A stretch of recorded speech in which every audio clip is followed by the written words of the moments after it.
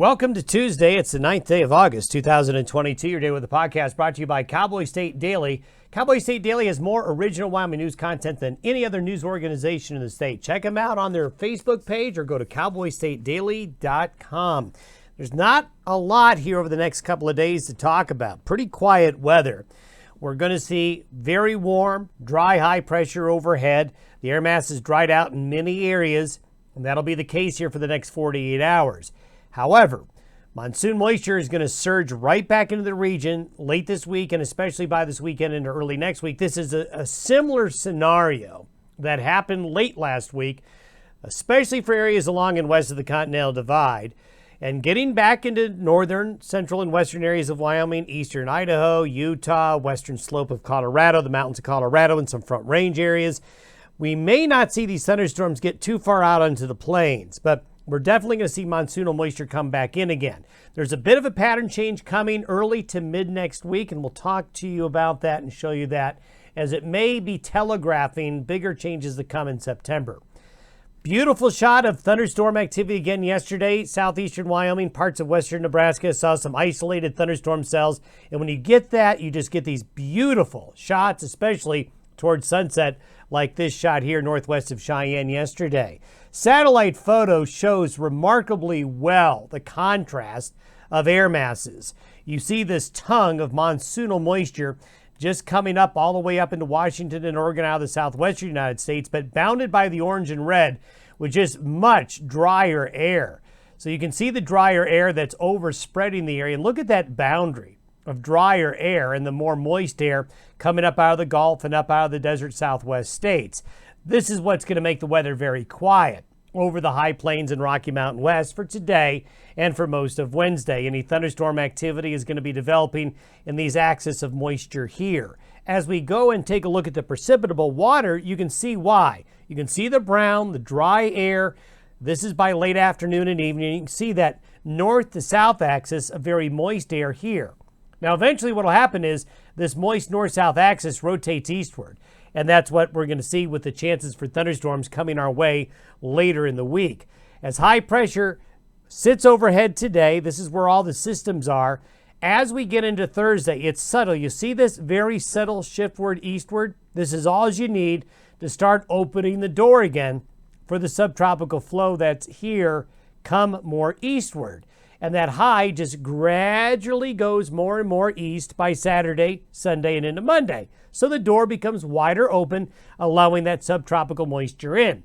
By Thursday afternoon, the dry air is consolidating in the central and southern plains here, while it makes more of an eastward push. So thunderstorm activity in Colorado's western slope, across Montana, the Great Basin, into western Wyoming and Utah. And then back in the southwest, you're going to see an uptick in shower and thunderstorm activity. By Friday afternoon, that high just goes a little more east. And by Sunday, it kind of just sits there. So it's in a really good position to open the air to subtropical moisture. However, we may see a harder time of that moisture getting east of that line I just drawn. That means out on the plains of Nebraska, Kansas, and Colorado's eastern plains, we may see that thunderstorm activity have a harder time getting there. But you can see by Saturday afternoon, there's a big, deep blue area here getting to the Continental Divide and mountain areas while the plains are still under that dry air mass. By Sunday, it shifts south and east a little bit more, but there's this dry pocket right here where you're not going to see much. So it's kind of like a donut. You're going to have a donut of thunderstorms. The donut hole is going to be that drier area right there. But if you're on the axis of this heavier moisture, you're going to have an active thunderstorm pattern. And you can see that in the lightning forecast. This is for Thursday. This is for Friday. This is for Saturday. And you can see that that thunderstorm activity is going to be right along and near and west of the divide. So northern and western Wyoming, parts of Montana, eastern Idaho, Utah, look at all of that thunderstorm activity. This is kind of what happened this past weekend.